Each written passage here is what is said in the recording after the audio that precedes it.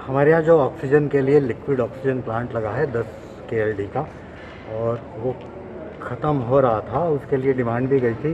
कल शाम तक वो लिक्विड जो फिलर आना था, फिलर में बताया गया शाम को आएगा, उसके बाद बताया कि रात को आएगा, उसके बाद 2 बजे आएगा, 3 बजे आएगा, और वो देर रात उसमें जितनी बची हुई ऑक्सीजन थी ख़त्म हो गई।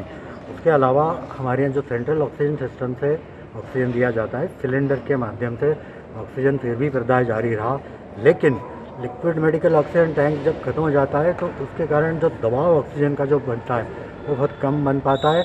और फिलहाल हमारे यहाँ सभी बेड पे लगभग जो ऑक्सीजन है, 62 बेड तो उसमें ICU के हैं, 25 बेड प्राइवेट में है, उसके अलावा 18 एक का HDU है।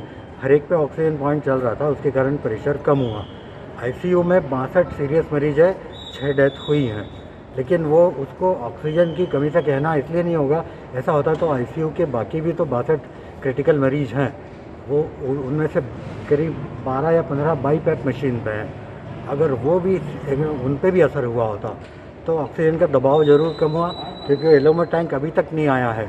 रेट भी बढ़ रहा है। ऐसा नहीं है कि ऑक्सीजन की कमी है, ऑक्सीजन पर्याप्त मात्रा में है, पर कुछ प्रेशर डाउन होने की शिकायत ज़रूर आई। तो सिलेंडर्स के माध्यम से, एलएमओ के माध्यम से लगातार ऑक्सीजन सप्लाई की जा रही है।